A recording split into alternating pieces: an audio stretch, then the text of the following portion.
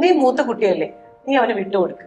നീ മൂത്ത കുട്ടിയല്ലേ, നീ ഒന്ന് ക്ഷമിക്കേ, നീ കുഞ്ഞുവാവയ്ക്കകത്ത് നിന്റെ ടോയ്സ് ഷെയർ ചെയ്യേ എന്ന് പറയുന്ന പാരന്റ്സ് ആയിരിക്കും നമ്മൾ പലരും. എന്നാൽ അത് ഈ മൂത്ത കുട്ടികൾക്ക് ഉണ്ടാക്കുന്ന ഇമോഷണൽ ഇമ്പാക്ട് എത്രത്തോളമാണെന്ന് നിങ്ങൾ തിരിച്ചറിയുന്നുണ്ടോ? കഴിഞ്ഞ ദിവസം ഞങ്ങളുടെ അടുത്തൊരു കുഞ്ഞു വന്നു, 5 വയസ്സുള്ളൊരു കുഞ്ഞ്.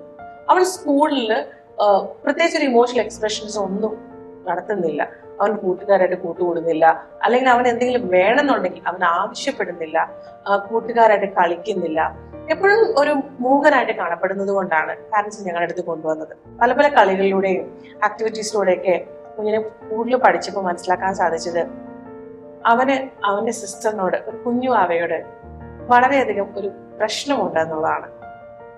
എന്താണ് അവൻ തന്നെ പറയുകയുണ്ടായിരുന്നു, അമ്മയ്ക്ക് കുഞ്ഞാവേനെയാണ് ഏറ്റവും കൂടുതൽ ഇഷ്ടം, എനിക്കൊന്നും തരില്ല, കുഞ്ഞാവയ്ക്കാണ് എല്ലാം കൊടുക്കുന്നത്, എന്നെ ഉറക്കത്തിൽ മാറ്റിക്കിടത്തും, അമ്മയുടെ അടുത്തല്ല എന്നെ കിടത്തുന്നത് എന്നുള്ള ഒരു പിടി പരാതികൾ. ഈ മൂത്ത കുട്ടിയിലേക്ക് അടിച്ചേൽപ്പിക്കുന്ന പല ഉത്തരവാദിത്തങ്ങളും, അവരുടെ പ്രായത്തിനേക്കാളും കൂടുതലായിട്ട് അടിച്ചേൽപ്പിക്കുന്ന പല ഉത്തരവാദിത്തങ്ങളും അവരുടെ ഇമോഷൻ ഇംബാലൻസിനെ ബാധിക്കാറുണ്ട്. മൂത്ത കുഞ്ഞും ഒരു വ്യക്തിയാണ്, അവനും അവൻ്റെതായ ഇഷ്ടങ്ങളും വ്യക്തിത്വവും അവന്റെ സ്പേസും എല്ലാ ലൈഫിൽ വേണം.